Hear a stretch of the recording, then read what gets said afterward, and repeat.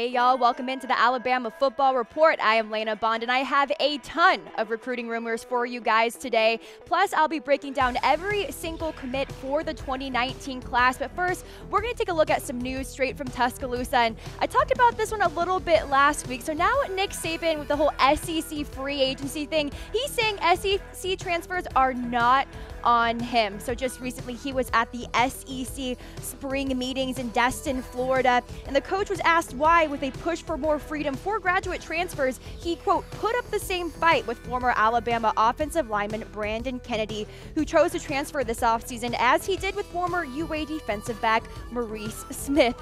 And that sent Saban into a little mini rant, so let's go ahead and take a listen.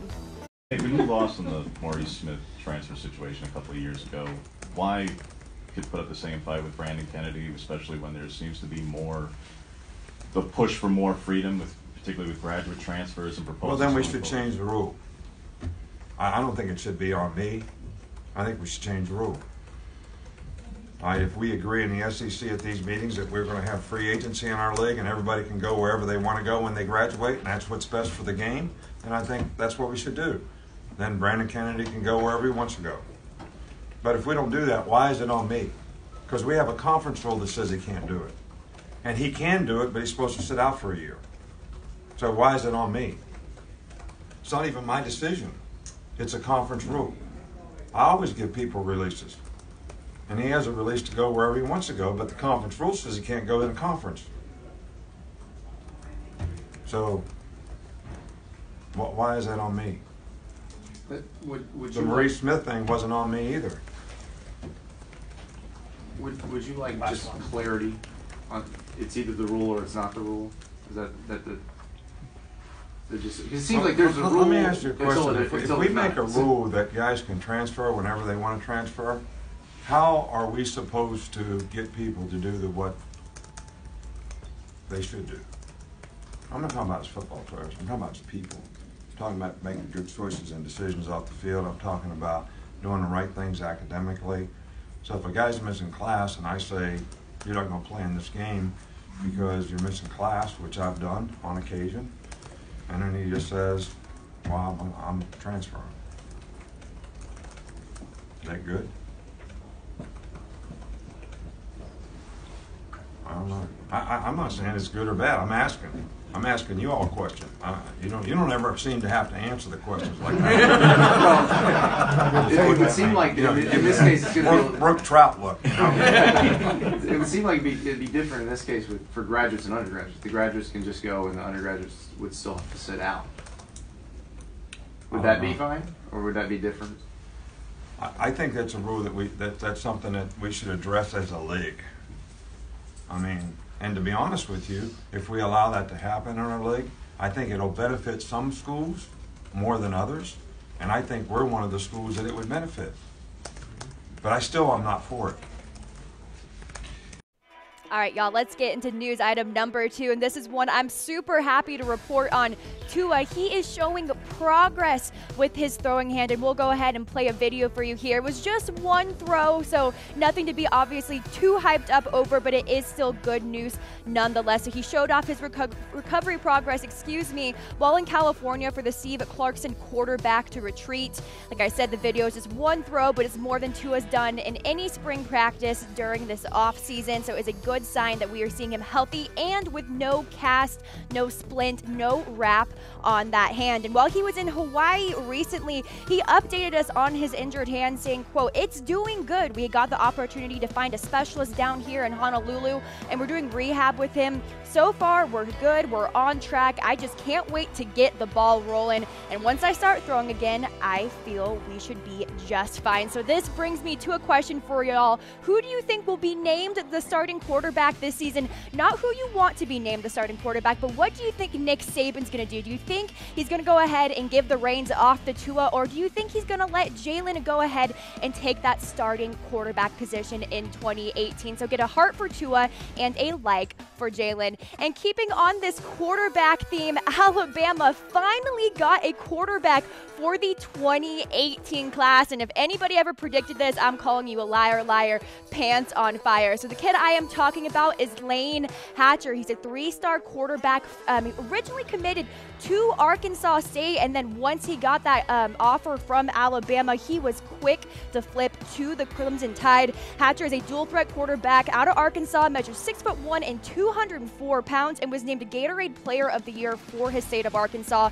As a senior, he put up some really good numbers, completed 382 of 529 passes for almost 6,000 yards with 66 touchdowns and 11 interceptions. That's just one season, guys. And he holds the state record for almost 16,000 career passing yards and 185 touchdowns in 4 seasons at his high school. He was originally offered a preferred walk-on spot with the Crimson Tide, but was ready to report to Arkansas State as a gray shirt. But like I said, he flipped when he got that full ride offer. And reports are saying that Hatcher is already in Tuscaloosa, and classes are going to start for him on Tuesday. All right, guys, let's go ahead and get into our rumors portion now. And speaking of this Hatcher kid, what kind of numbers did he put up in a single game in high school? 800. He almost put up 800 passing yards in a single game. So this is a fact. We're giving it 4 Bear Bryant hats. Roll Tides. The Little Rock, Arkansas native threw for 757 yards and was responsible for 9 total touchdowns during an 86-56 win last season, shattering numerous program and state records with a performance for the ages, to say the least. He completed 36 for 45 passes and, like I said, finished with almost 800 yards on offense, even picking up 3 touchdowns on the ground. And as you can see from the highlight film, Hatcher has a tremendous touch and has no issues rifling through his progressions, and he'll provide immediate depth to a stacked position in Tuscaloosa. Also, fun fact, Hatcher's teammate Hudson Henry is the nation's top-ranked tight end in the 2019 class, according to 24/7 Sports, and Hatcher has already started the recruiting process for the Crimson Tide, trying to get Henry to commit. All right, let's get to our rumor scale here before I get on to my next rumor. So 0 Bear Bryant hats, that means fake news, all right? 1 Bear Bryant hat is Paul shouting out Phyllis from Wolga, which means it's pretty unlikely. 2 Bear Bryant hats, people are talking. 3 Bear Bryant hats, more probable than not, but our sources in Tuscaloosa are yet to confirm. And then 4 Bear Bryant hats, that's Roll Tide, it's a fact.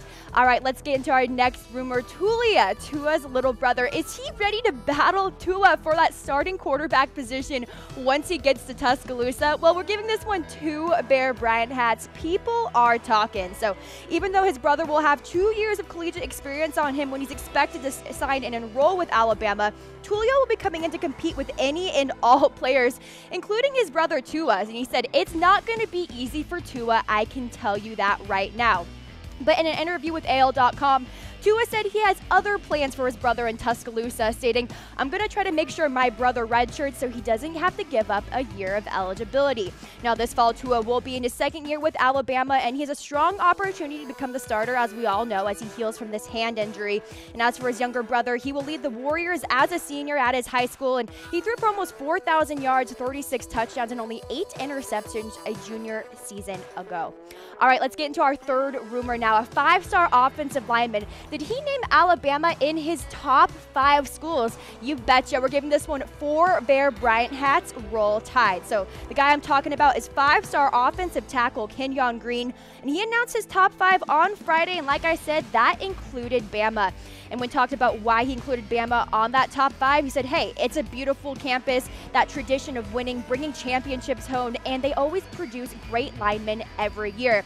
So making Green's top 5 ensures the Tide an official visit from the nation's number 4 offensive tackle. And Alabama already has 3 offensive linemen committed to that class, and 5-star tackle Pierce Quick, 4-star tackles Amari Kite and Tanner Bowles, and Nick Saban's staff will likely take at least 2 more, with the most talked about targets being 5-star center Clay Webb and 5-star tackle Darnell Wright. But that doesn't mean that Alabama's not zeroing in on this 5-star offensive lineman. And here are the 5 schools I talked about for Kenyon Green. He announced them in his top 5. You have the Alabama Crimson Tide, of course, followed by the LSU Tigers, the Oklahoma Sooners, the Texas Longhorns, and the Texas A&M Aggies. Aggies. But this does bring me to a weigh-in. We've been talking about this a lot, and everyone in T-Town's talking about it too. Do you think this 2019 recruiting class is shaping up, the offensive line of course, is shaping up to be the best ever? There are a lot of 5-star guys on this list, a lot of 4-star guys on this list. Pierce, Quick, Kite, a lot of talent, guys, to say the least. So go ahead and get your thoughts in the comment section below and let me know what you think. Let's move on to rumor number 4, Ayabi Anoma. So he is a 5-star guy that was recruited in 2018. Is he already trying to recruit other guys in the 2019 class? Well, we're giving this one 2 Bear Bryant hats. People are talking. So the Crimson Tide, you know, if they land another person from St. Francis Academy in Baltimore, Maryland, you could argue that this program could be dubbed Alabama East. So listen to this. You got Ayabi Anoma in the 2018 cycle. They held a commitment from 4-star inside linebacker Shane Lee in 2019 and are in good spot for Chris Broswell. And he's the #1 weak side defensive end in 2020. And this is the guy that Ayabi Anoma is trying to get to go to Alabama. Now, they played with each other in high school, and they've been talking about how they want to play with each other in college for a very, very long time, and Anoma is trying to make it happen. So this 5-star linebacker 2020 could be making his way to Tuscaloosa not too long from now.